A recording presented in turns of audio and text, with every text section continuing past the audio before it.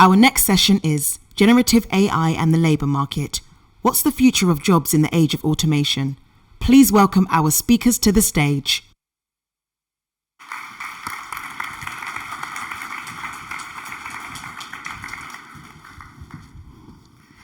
Hello, I'm Martina Larkin, and I am joined today by 4 brilliant panelists on an issue which I think is one of the most important issues of today, which is the discussion around the impact of generative AI on the labour market, on jobs, and on people around the world. And as we have just seen in this video, there's been a lot of research done, a lot of projections made about who's going to be impacted, how are we going to be impacted, which jobs are going to be impacted, which industries. And a lot of CEOs are very optimistic about the productivity increases and the growth that can be generated by these tools. At the same time, there's also been a lot of research done around the concerns of workers and employees about this impact. And we have seen some of it through the gig economy and how that has impacted workers, and some of the negative effects of that, and how workers haven't been protected in the way they should have been protected. And so I want to maybe start this panel with a very sort of open question around your perspectives on how this is going to impact all of us, and how it's going to really impact specific parts of the population, and what your thoughts on this are. So I want to talk first with Urvashi.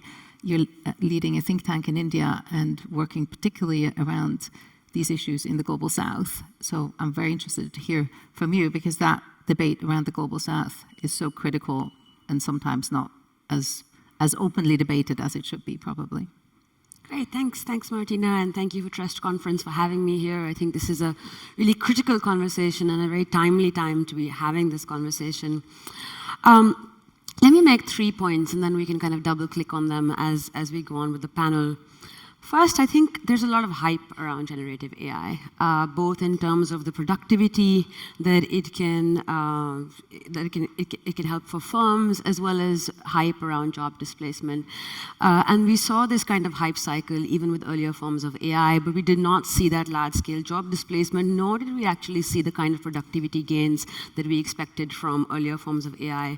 So I think it's important to cut through the hype, to have a very clear view on where the risks lie, so that we can actually develop very targeted strategies to protect workers.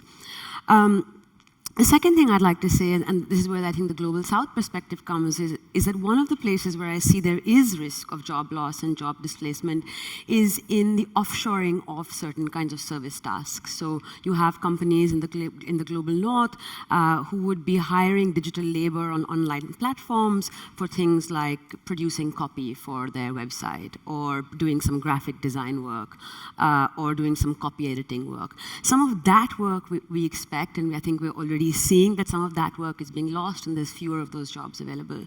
Of course, there's an argument that many workers in the Global South can now use these new tools to upskill and to do this work faster, to do it more efficiently. But I think we need to realize that even to do that, you need to then develop those skills. And the same people who are being displaced are not necessarily the same people who are going to be able to upskill fast enough to be able to get those jobs. So I think looking at the kind of offshoring industries is one place that we can look at for the possible harms from a Global South perspective. But the more important point, and I'll stop with that, is the invisible labor that goes into building and training these AI systems, and whether that's the work around data labeling, data annotation, or the work around kind of content moderation. And I know my next speaker is going to talk about it more, so I won't spend too much time on it, but these are workers who are paid very, very poorly, who work in terrible working conditions, and they are in some sense the sweatshop of this high, fancy, shiny new AI industry. And I think it's important to remember that the poor labor conditions, or the issues that we talk about, wages, etc., are not just an outcome of AI. In some sense, cheap labor in the Global South is an enabling condition for the production of generative AI, for the production of machine learning. So I think that raises really, really significant questions about to what extent this kind of technology can actually be for the social good, and the kind of jobs that are being created, and are these the kind of jobs that we want in the future? So I think that's really important to remember. It's not an outcome, it's an enabling condition for the machine learning and for AI. Thank you. Mariagrazia, I want to turn to you around also some of the data and the research. You're with UNESCO now, you've been working with OECD, and I've worked at the World Economic Forum, so I know there's a lot of reports produced and a lot of data points produced, but I want to get a little bit of the research from you on these issues and where we actually stand and what your perspectives are from that point of view.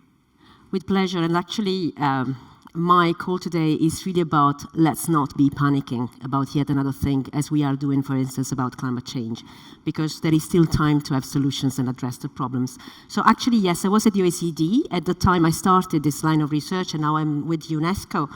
And I think most of you remember that paper that in 2013 triggered panic, like 46% of job workers will be made redundant very soon by plain automation. So there was not even AI on the picture.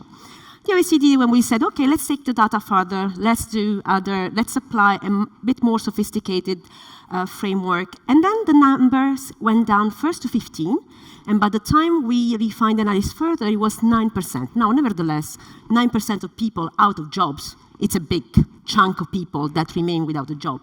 And that was particularly about routine workers, so people that do things that can be repeated very easily. Now, it turns out that this next wave, the wave of AI, especially generative AI, and even more with interactive AI, is about creative tasks. So all of a sudden, we switch the focus from blue collars to white collars as well.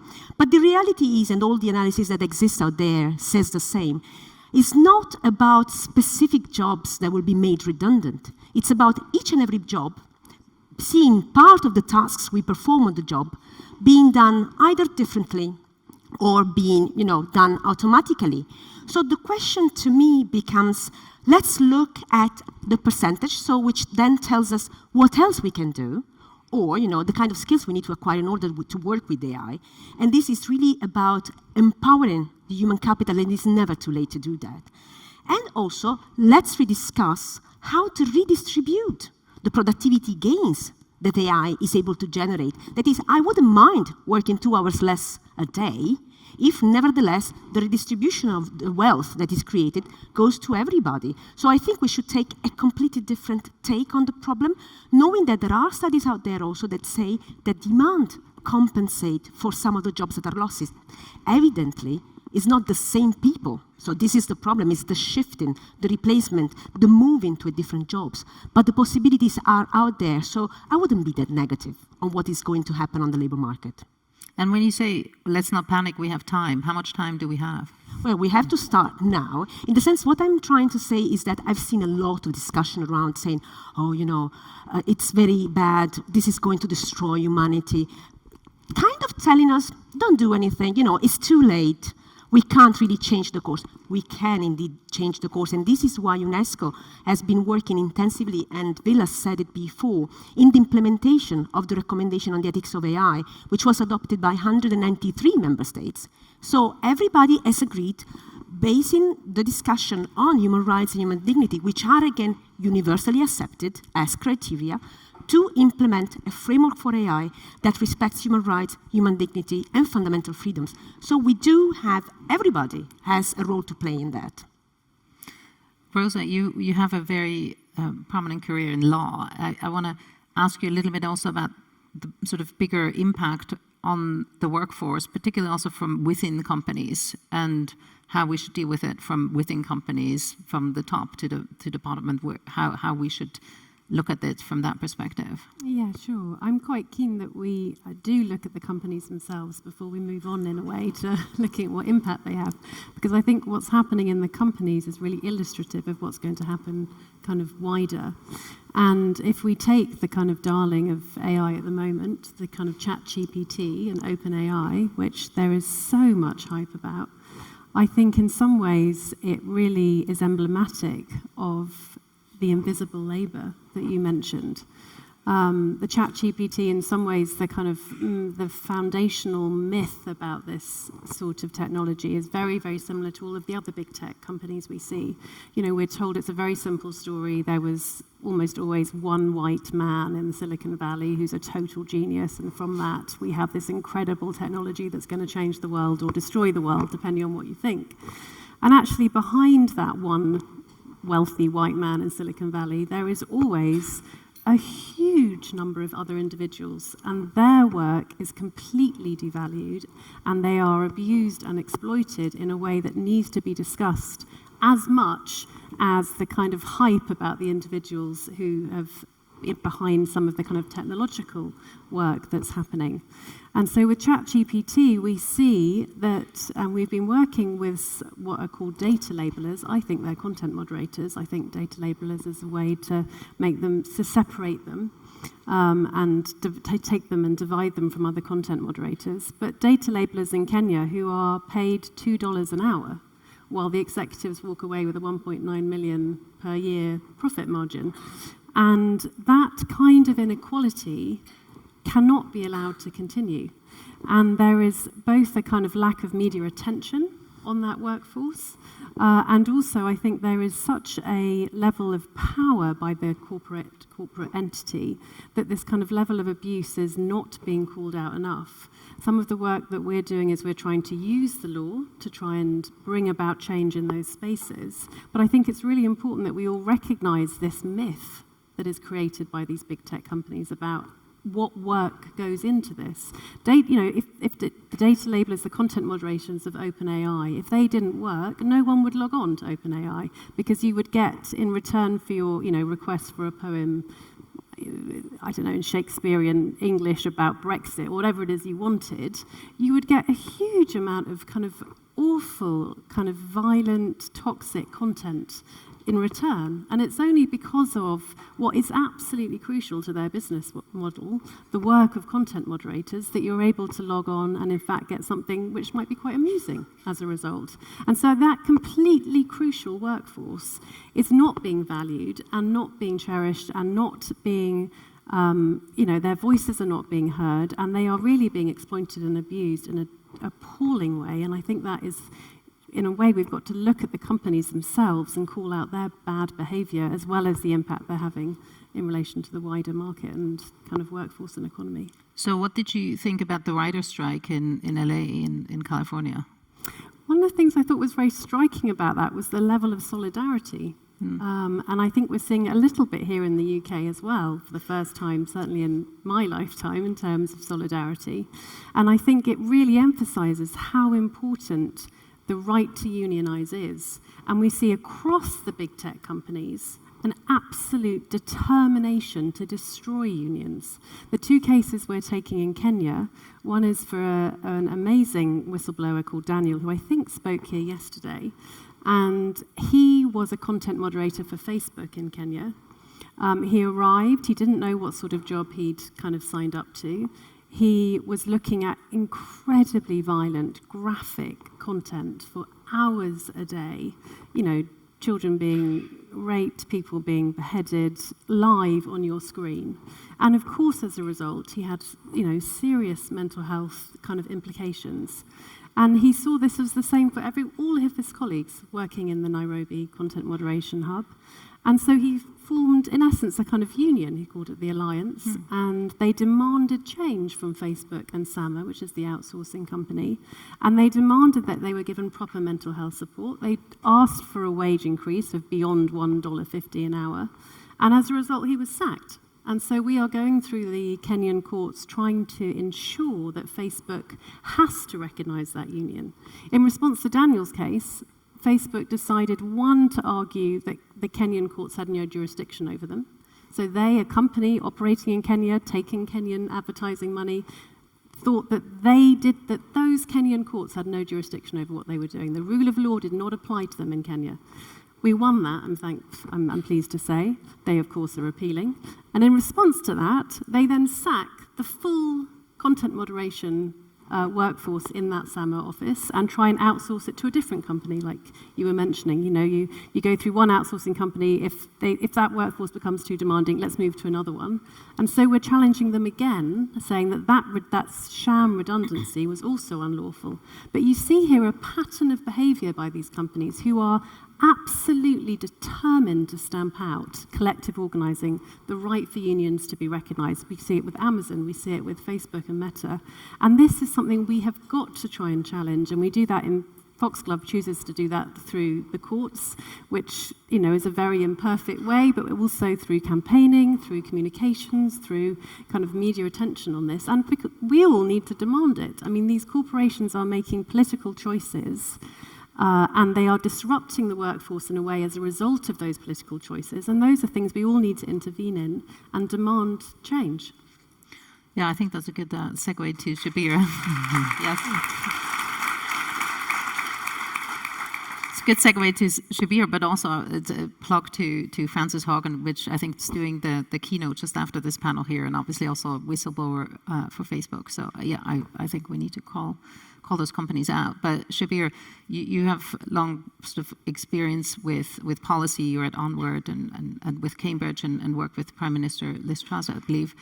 What's your perspective? Who is going to be impacted by this? But also, what's the role of policy and government, particularly also from after what we've heard, how the impact really affects workers more broadly, and the role of governments are so critical here? Yeah, absolutely. I mean, I think there's probably a few things here. I guess my sort of first point would be just on the sort of the upside and the sort of economic potential here as well, which we shouldn't lose sight of. I think if you take a UK perspective, we exist in an economic environment where we have the highest tax burden since the Second World War.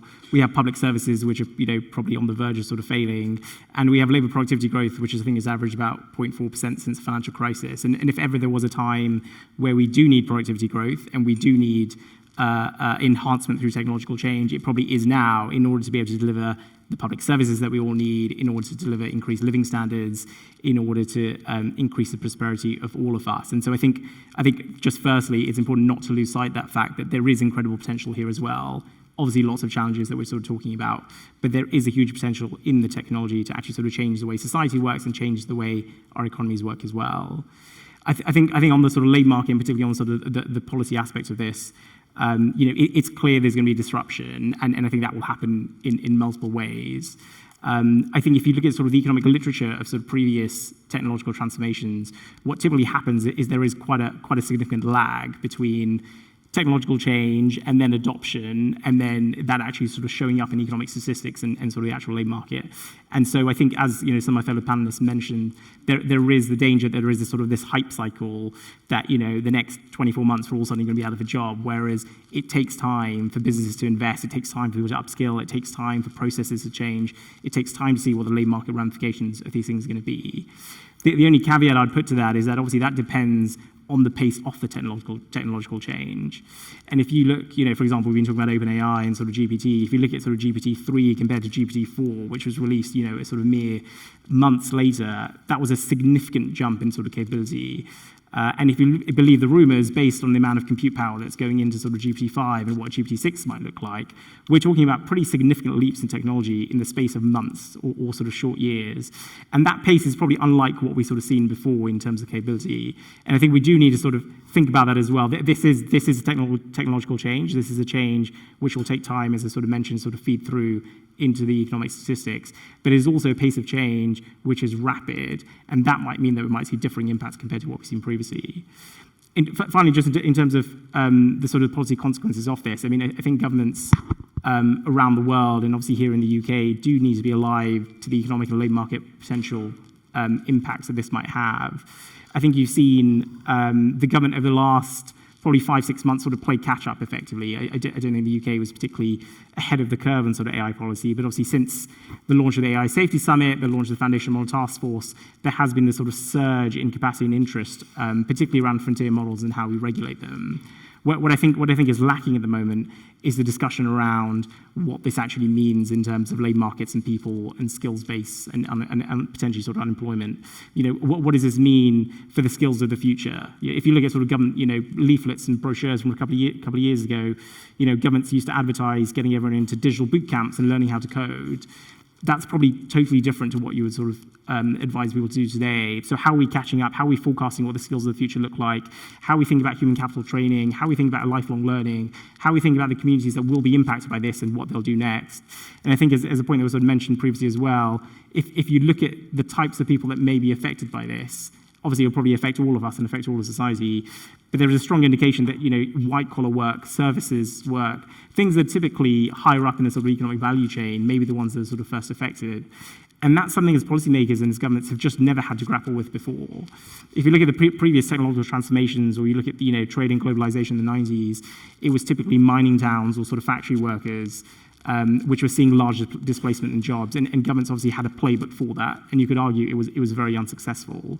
But what governments have never had to really grapple with is this era of sort of cognitive change and this era of sort of white-collar work being displaced. And that's a totally different question, and that's something we really need to start thinking about. I want to turn to sort of something you mentioned as well, which is what are the more positive effects of this, the opportunities here, and maybe also link it to the theme of agency, which we've heard about this morning and also yesterday to a certain extent. Urvashi, from your perspective, where do you see the opportunities, particularly also maybe for countries that maybe haven't been at the forefront of the previous sort of technological developments? I think there's a risk in trying to find opportunities where there may not be any. So you're saying there's no opportunities when you think about AI in the labor market? I think there's a risk in trying to frame it in this kind of binary way, right? Or what are the benefits, what are the harms? I think we need to take a more structural view on this and look at how structures of work are changing, how the nature of work is changing, and what that means in the longer term, right? So to pick up on something that Rosa was saying, I think there are bad companies and there are bad practices, but it's not just a question of bad actors, right? I mean, the point that I was trying to make earlier is that machine learning requires the availability of cheap labor to work. That's not a bad actor problem. That's a structural problem, right? And of course, the idea here is not to single out the AI industry. There's many, many industries that have required cheap labor. Industrialization in this part of the world has happened because of the cheap labor that was available elsewhere. But the point is that these industries, whether it's fashion or whether it's food, are not projecting themselves as out to save the world, right? So I think we have to be very real about the structural limitations of machine learning when we're talking about things like work and workers' rights. So that's one part of it. I think there are opportunities here. It's not that there aren't opportunities. There are opportunities for people to find new productivity, to have new efficiency, to save time, so on and so forth. But I think the question that maybe is worth asking for all of us as well is that how many of us actually do have more time now because of more technology in our lives? Are we spending more time with our loved ones? Are we cooking food? Are we gardening? Are we doing any of these things? I don't think so. We're probably as busy as we've ever been.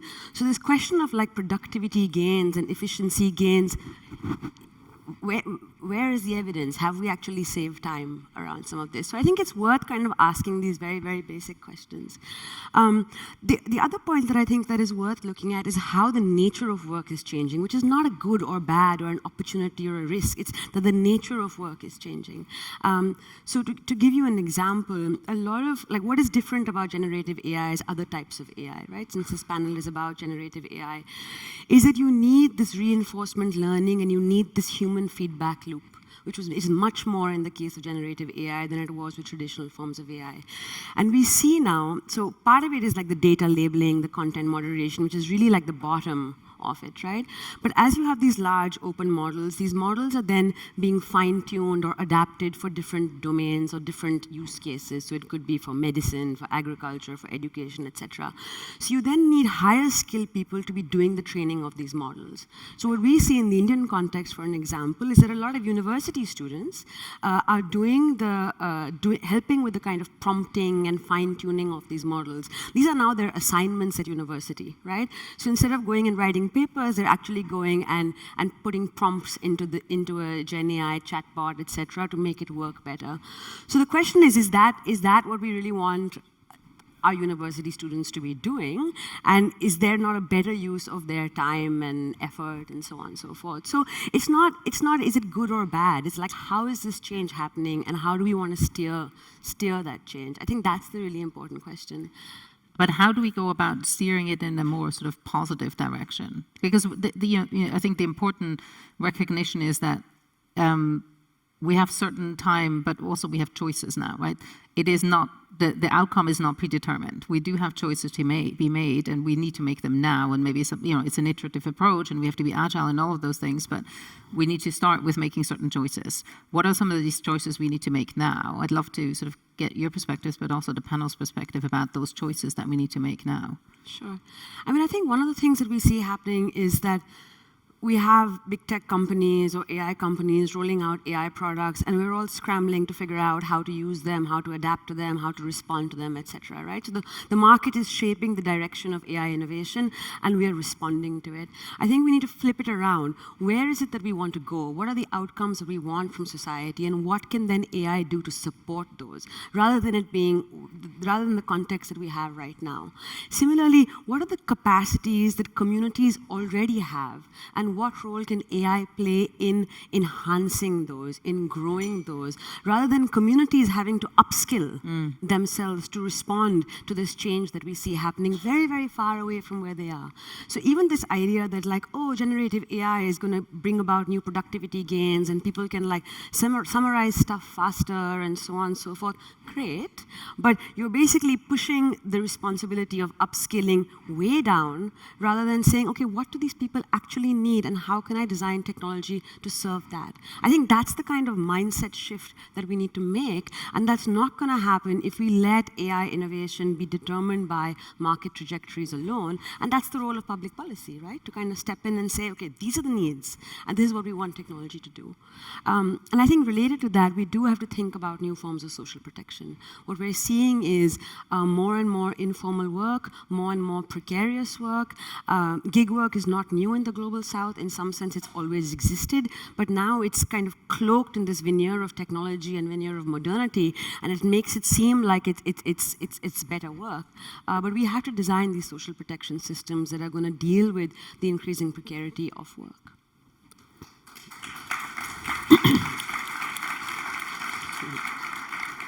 Yes, Rosa. Can I pick up on yes, a couple please. of those points? Because I think I really agree, and I think in some ways we have to look at the size. Like, size really matters in this space. And these corporations are enormous, and their concentration of power and resources is having real impact.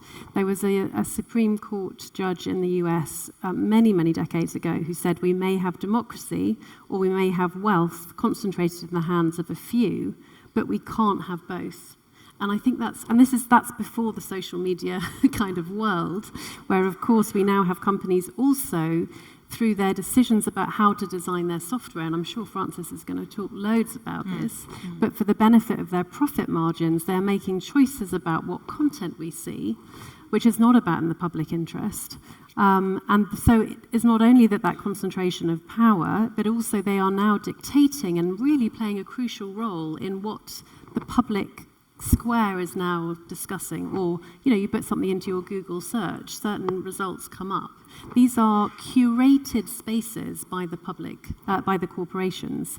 And so I think one of the things that is really important that we must do in terms of actions, and to pick up on the structural point, which is so important, there needs to be a proper state intervention about the size of these companies, because they have become too big. They are now monopolies. They're disrupting the kind of market mechanism, however you may feel about the kind of free market. That this is no longer the case. These are monopolies. And you can see very clearly what impact that has when you think about kind of the social media platforms. I think if there was an alternative to Instagram or an alternative to TikTok, there was a whole variety of different options, I think we would see a different software design. But it's more than that. there's actually a disproportionate political power now being exercised by these companies because of the wealth that they've created. And that, of course, also denigrates our political process further. And so I think it's really incredibly important that the vision of these few companies, these few executives, that those visions are no longer dictating the way in which all of our economies, society, workforces are now being designed. And I think there is a very clear action that can be taken. We see in the US a really kind of healthy, encouraging antitrust movement with Lina Khan. There should be something really similar here. There should be something similar in Europe. There's a way in which the kind of regulators, I think, have been asleep at the wheel while all of these huge companies get bigger and bigger and bigger. And I don't really buy that this is just innovation anymore. So many of these companies, they're not innovating themselves. They're seeing a smaller company somewhere else and just buying it. This is just getting bigger and bigger through just purchasing other people innovating. And there are moments when the state could intervene, and I think we have to be much more proactive about disrupting and reducing their power, whether it's state intervention, whether it's a proper taxation system, whatever we want to talk about. If every advert suddenly had a tax associated with it, the wealth of these companies would reduce significantly, and therefore so would their political power. So there are clearly, you're talking about action, there are clearly actions that could be taken and that go very much, I think, to the heart of the structural problems that you've so kind of eloquently described. How do you feel? Yes, a round of applause. How do you feel about open source AI? What, sorry? Open source AI. Oh my goodness, I'm not a technical expert at all. I think any sort of transparency is much more beneficial socially and publicly. I think the secrecy of these companies is a huge problem. And I think it's only because of people, for example, like Frances Haugen or Daniel or Mark McCann, who I think was here, like fearless individuals who have come out and spoken about what's in fact happening in these companies, that we even really know what's happening. So I think any kind of transparency like that is really, really crucial. And to have a kind of public benefit has to be at the core of what these companies are now doing. And I think to have transparency must be part of that process. Shabbir, on the role of government, and particularly maybe the UK government, since we're here, and as we've heard, there's a lot of intervention from the UK government at the moment. There's the conference coming up. What's your take on that, where we should focus the action here and the choices that we can make and maybe the UK can lead on? Yeah, I think that, again, there's probably sort of a few things. I think, we talked a lot about regulation, and clearly regulation is going to have quite a big role to sort of play in this. I think often when you're talking about the application of AI, when you're talking about the actual use cases, it is important to remember that, lots of the things that we think about in terms of potential harms that AI could cause are already illegal, right? Or they're already things that regulators should be prohibiting against. So if we're talking about, bias or discrimination, if we're talking about discrimination in hiring processes, for example, or if we're talking about how AI could be used, to manipulate markets or sort of financial indices, these things are all things that regulators should already be regulating against. And so sometimes it's more about the application of that regulation and making sure our regulators are well-resourced and actually have the capacity and skill base to actually understand AI and understand how AI might influence these things, as opposed to necessarily going out and having to create a whole new draft of regulations, because the actual fundamental problems here are all the same. This is just like a different way that these things might come about. So I guess that would probably be first. I think second, I think it's right that the UK government is focusing on frontier models specifically. And I guess there's sort of two angles to this. I think the particular angle the government's sort of focusing on is obviously the safety aspect. And that links into questions around sort of existential risk and what these models might do in the future, particularly if we end up in a world of sort of artificial general intelligence. And that's obviously been the key focus of the government so far, which is slightly separate to the discussion, but I think is definitely one of those key points where you think, if you're trying to answer the question, what should the state be doing on AI, that is clearly one of the things that states or international government organizations should be looking at. How do we combat those sort of huge risks that humanity faces? But actually, even thinking about the risks that people face day to day and thinking about the risks that society and human beings and businesses will face, it's those capabilities of frontier models which will influence what comes after. So, it's GPT-5 and it's GPT-6 and it's Bard's new model and it's Anthropic who are deciding and building the models which will develop the capacity of what the capability of the technology is. And then it's the consumer-facing applications which will make, bots and new apps and things that will integrate into our lives. But without that capability, those applications don't exist. And I think if you're looking at a way of trying to regulate and trying to figure out what the future of this looks like, it's important to focus on those frontier models. It's important that the government focuses on that new capacity and that new technological change and tries to help shape the way that actually gets formed, rather than waiting for that to happen and then just worrying about the actual applications as they impact people day to day. And I guess the final thing I'll say to that is, if we're thinking about sort of the long-term goal of AI here, and lots of the CEOs of big AI labs have sort of publicly stated their eventual goal here is to create artificial general intelligence, right? This sort of supernatural intelligence, effectively, which is sort of human-like in level, or if not exceeding it. And the big challenge there is, how do we align AI to human goals and ambitions?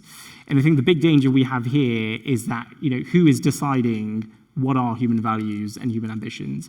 Who's deciding what alignment actually looks like?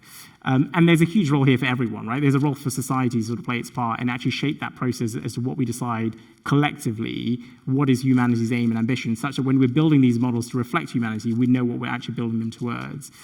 That is obviously an extremely difficult question to answer.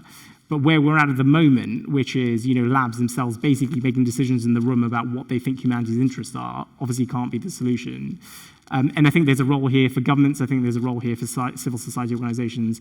I think there's obviously a huge role for AI labs themselves over the next few years, over the next decade, as these technologies continue to develop, to start having those conversations and actually create a formal mechanism where people can input their views and have this conversation, such that we're making a slightly more informed decision around what is alignment and what is human values, rather than just a few people in a room making that decision. And if you were advising the current Prime Minister on particularly the impact on the labour market, and maybe picking up on some of the things that were said about the structure of the labour market, we know the productivity issues in this country, but also state intervention around the monopolies or the size of them, tax payments, all of those things, contributions to the economy. What would you say to him? Yeah, I think if you're looking at probably the next parliament, it looks like the 5 years horizon is exactly the time where we're going to start seeing these consequences. So I think it's very much sort of right in mind, and if not an election issue, something that will very much dominate the discourse in politics over the sort of next 5 years. I guess my advice would probably centre on sort of a few things. We touched on some of those potential labour market consequences earlier, and the things that we need to think about now, i.e. sort of the skills base and how we're doing those retraining initiatives and how we're working out how we effectively move people to the jobs of the future. I think there's an argument here to make sure on the sort of opportunities front that the UK is the home of the place where we're building these technologies. Despite all the risks that we're sort of talking about, these things are being built. We're not going to stop that. That's happening. And there's a question of, one, where do you want the economic value for that to reside, which, I think the UK has a prime opportunity to be that place where we host the labs and we host the economic value, and we derive the benefits from that as well, both from sort of higher wages and sort of GDP growth. But also it gives us the potential to influence the trajectory of what happens next. If you're thinking about sort of the regulations and if you're thinking about, what influences the big AI labs as they make those decisions, a big part of that is where they're actually based. And if you think about the power that the UK has based on the fact that DeepMind is based here, even though it is owned by Google, it gives us a seat at the table when we're talking about those frontier models and we're talking about what the regulation should be and we're talking about how those models should develop in the future. So I think there should be a big push from the UK to make sure that we are the home of AI, that we're actually capitalising on the benefits that it may well bring, and also giving us a seat at the table for those regulatory discussions and helping shape the future of what this looks like. And the final thing I'd say on the sort of labour market consequences is, I think we also need to think about, and indeed the government needs to think about what the redistribution and what the equitable element of gains from AI should be. So again, if we take a sort of very long-term view, and if we take the assumption that if we end up with something like artificial general intelligence, I think that delivers huge economic value, but I think the bit that's very uncertain is where that economic value will reside. And that's again a huge question, which feeds into our tax system, our benefit system, the way our labour markets are sort of structured. Are we taxing capital and labour in the right direction, for example? Is UBI the model that we sort of end up in if we enter a world where we sort of get to AGI? That sort of redistribution question feels like the answer to sort of how we sort of manage this going forward, because the technology will continue to be built. We need to maximise the economic gains we get from that, but it's about how do we make sure that society as a whole does benefit from that, and how do we make sure we have that redistribution and that sort of level of equality as well in the gains from society. I would also say not just where economic value resides, but also where does the data reside and who owns it, who controls it. And to the point of those monopolies, is it right that 3 or 4 companies own all the data of 8 billion people is, I think, a big question to ask.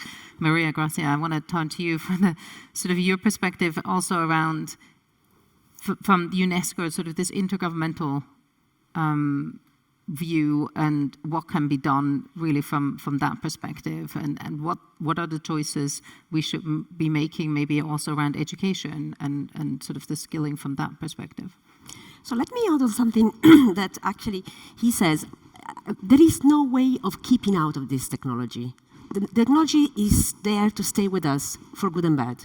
So we'd rather try to live with it, learn how to best have it, and be aware. Because we think at UNESCO that this is really the very first step. And be aware not only about the pros and the cons, but the ethical and the rights we have. That is, when you were saying before, Urvashi, about let's think about what I want in the future these technologies to do. Well, perhaps given that it's a very fast evolving creative technology itself, perhaps let's put the parameters on what I don't want this to do. And let all the other range of possibilities for the good express. So for instance, for sure I don't want a technology that that has a legal personality. And in the labor market, it is very important. Already now we get these letters like, okay, you're fired. Imagine that this comes from a machine, and you don't even know why. What is the algorithm behind that has made one redundant instead of another? Perhaps because of an health problem that just can be known because there is this linking of the data, and the algorithm is saying that this person is likely to miss too many jobs, too many days of work, so we don't want that person in the set. Another thing is the lack of redressal. We do want legislation, regulation, institution that by the time there is a problem, the problem is stopped and the problem is compensated for. So these are the kind of the parameters that I would like to see in any AI.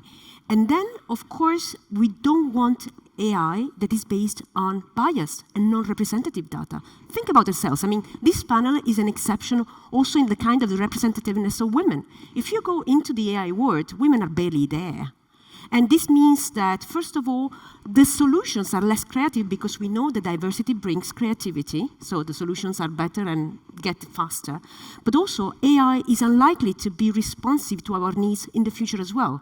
And this is already the problem in many innovation, but this is even more in AI. And another thing that I don't want AI to do is to harm even more the environment. Let's not forget the carbon footprint, among other things, that these big computational models have in the back. So someone will need to produce that energy. And so we have to think more carefully. Also, by the time, and this links to the education question that you posed me, that is like, how should we see education change? Well, in many ways, perhaps. First of all, we should stop, all of us, thinking that education is something that we have before entering the labor market. In a dynamic world like the technological paradigm we are living, there has to be some way, shape, or form of having some training about the new technologies and how to use them, how to leverage them. So education is something that we have to learn, will accompany us, but in a good way, not like, oh, I didn't like to go to school before, imagine now. No, it's something actually that empowers us. It allows us to have the fundamental customization of education that in many countries has been asked very vocally, but it's very difficult to give based on the resources we have. So if teachers are able to use AI properly, they can actually, and if AI is designed in the right way, that can actually increase the learning ability of whomever is around the table, and could also help reach, for instance, people in remote places that would have no access normally to any kind of relevant education they are looking for, and training. Because I think too often we talk about education, but it's really about education and training in the sense of a lifelong term. And let me also go back to a point you made, Shabbir, and to some extent disagree in the sense that we do have some pointers that they are very clear about the skills that are needed for the future. We have been analyzing AI throughout 10 years, right? And what we see very clearly is that the key competencies, both technical, neural networks, Python and the like, and socio-emotional remain very stably there.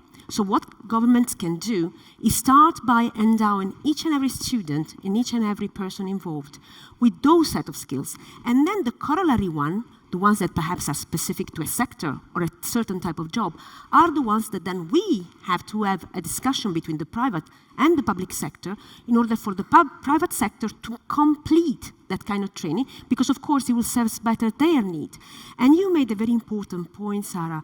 And for that to happen, and I linked to the parallel before that was done about the forest, we have to be careful that there are not only big trees that kill the underground and don't help nurturing the bases, because we know concentration is never a good thing. And this is not going to be the case either in AI, so we have to nurture also the roots that start and try to get out of the earth. Good, thank you. I have been given an iPad with some Q&A as well from the audience, so I want to turn to that now. There's a couple of questions in here. I'll go sort of by order of those who got the most votes, which I assume will be the most people interested in. And there's a bunch of questions, so maybe keep it short in your responses, and then we sort of can move through them. So the first question is, if we accept that there will be job displacement in the labor market, where will the new jobs appear for those most impacted by the job losses? Anyone wants to volunteer to go first, or? Yes. I can just pick. Yeah? Yeah, go ahead. Yeah, so actually there are studies that tell you perhaps these people that are displaced will not be able to go into one of the new jobs readily created by AI, but actually there is evidence that tells you how much, say, training again, can help you move to what we used to call like a safe harbor, that is a job that is not going to be impacted by AI or automation, but actually requires very similar competencies to the one you have. Now, we are refining the analysis in order to link that also to the territorial level, because you don't want people to move and you want them to have a salary that is relatively the same or better to the one they have. So there are possibilities, but it's true that thinking that these people that are displaced by AI will be employed straight in jobs created by AI, it's a big stretch. So I think policies have to cover for that. Yeah, if I come in, I totally agree with that. I think if you look, again, at lots of sort of the economic literature of sort of previous waves of technological change, for example, in the US with sort of bank tellers and when ATMs were introduced, the employment of bank tellers actually increased over time, which seems slightly paradoxical. But if you look at the actual tasks that bank tellers did, and I think it's important here to distinguish between jobs and tasks, which are sort of very different, bank tellers effectively just moved up the value chain. So rather than people coming into a bank and asking for $100 and the bank teller counting it out and sort of giving it to them, they started developing relationships with the clients and talking to them about their overdraft facilities or how they might want to have loans. They totally transformed the role that they produced rather than just sort of simply giving out cash. And the value that provided meant that banks actually employed more of them over the time. And I think that's where the opportunities are here. It's by trying to automate or use the technology to sort of help with some of the slightly more mundane or sort of automated or repetitive tasks, and shifting the tasks that people do to things that are typically more interesting and more creative. I think alongside that there will also be new job creation, as there is, again, with every single technology that's ever been developed. I think that's super, super hard to forecast. You can already see symbols out there. You can see job ads going out for things like prompt engineers, which, a year ago, no one had understood what that term even means. And already people are starting to recruit for those types of things. I'm sure there'll be plenty of them in the future. But I think I'd very much echo the point. It's more about tasks and it's more about how jobs will change, rather than necessarily expecting there'll be, millions of totally new jobs created by AI and everyone will suddenly shift across them. Thank you. Any other thoughts? Otherwise, I can go to the next question. No, just to reinforce that, I think the people who are having their jobs lost, or the job displacement what we see, is not the same people who are going to get the new jobs. So there's a difference between the ones who are getting displaced and the ones who are going to get the new jobs. The ones who will be able to get the new jobs will be the ones who already have the skills or are able to acquire the skills fast enough. There's also a generational and age issue here that we have to consider. People who are already kind of mid-career or towards the end of their career are not going to be the ones who are suddenly reskilling. It's going to be younger people who are coming into the workforce. So it's not going to be a one-for-one. The ones who lose it are the ones who also upskill and get the same job. So if those people end up out of the labor market, essentially, what are we going to do with all of those displaced people? Universal basic income, what are some of the ideas that you guys are thinking about around that to sort of preempt those choices and also make sure that there's a safety net for those people who will be left behind or displaced in this age? And maybe one thing I'll say from a kind of global south perspective is that, in a country like India, only about 20% of the labor force is actually in the formal market. right? About 80% of the labor force is in the informal market. So they're not losing their jobs because they don't have jobs to lose, right? That's the point that we need to remember. I think the more worrying thing there is that those few jobs in the formal sector, the growth of those, the expansion of those formal sector jobs are a potential avenue for upward socio-economic mobility for these people in the informal sector. But that avenue starts shrinking, right? So I think this is not the same conversation across the world. We can't have a one-size-fits-all kind of framing of this. It's a very, very different conversation in the global south. And where you have people who are already struggling to get work, there's a real question about what kind of technology we want to adopt and where we want to adopt it. And just picking up on the point that you were making around kind of mundane work, I think it's great to automate some of the mundane work, but in parts of the global south and even in parts of this part of the world, it's not just the mundane jobs we want to automate, it's the dangerous jobs we want to automate. We still have manual scavenging. That's still something that people do, right? That's the kind of, that's the place where we want to automate. That's the place where we need AI, not necessarily in anything that can be automated. So it's that choice that we need to make. I think the point about context and the point about, there's not like large sweeping choices or consequences necessarily on global scale only, but like how it affects communities and sort of the local context is incredibly important. And that's also where I think the real choices are going to be made rather than sort of on the sort of global international level. Rosa, I don't know if you want to come in. There's a question on AI literacy that I wanted to get to as well.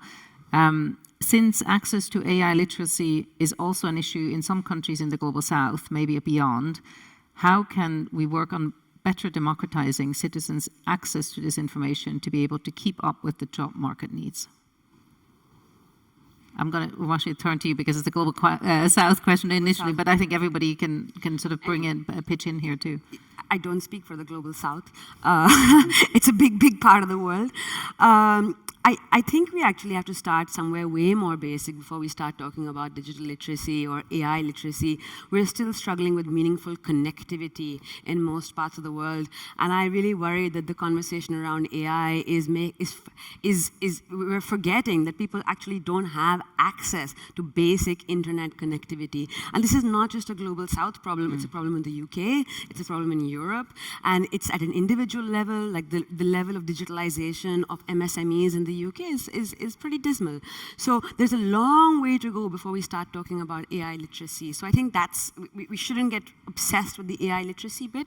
I think where we can build literacy is about empowering people to exercise their agency in terms of securing themselves online, in being able to be able to create and navigate digital spaces safely. That to me is more important currently for the global south, especially because technology is being pushed in as a way to kind of leapfrog development, right? So the stakes are very, very high. Technology is not just about efficiency and productivity, but it's filling gaps in state capacity, it's filling gaps in public service delivery. So the stakes of things when things go wrong is very high.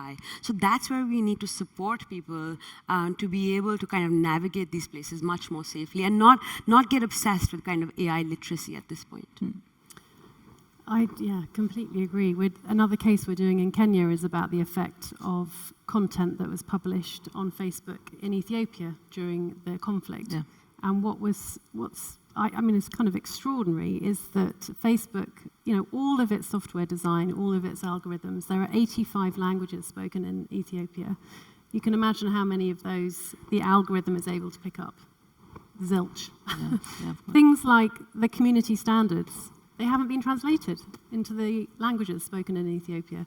The help center, that hasn't been translated into any of those languages. There are tiny little piecemeal elements that have been translated on the platform. So in terms of just, these companies don't treat different places in the same way. And just in terms of kind of access and connectivity, these companies aren't even bothering to make, when there is somebody who is able to access Facebook, to actually make it truly accessible in the languages of that local country. Just add a maybe slightly more optimistic point. I do think. Well done. That's way I feel like this is the negative side. That's just the positive corner there. I do think access to something like ChatGPT, which is an incredible piece of technology, is amazingly easy and simple. I mean, if you think of previously, let's say when the sort of computer was invented, to get access to a computer, you needed to spend thousands of dollars and have a stable electricity connection, and probably have a huge room where you could fit something which is the size of like a small car, effectively, and the skill base, and be sort of trained up in terms of how to use it. You look at something like ChatGPT today, which is one of the most powerful tools ever developed.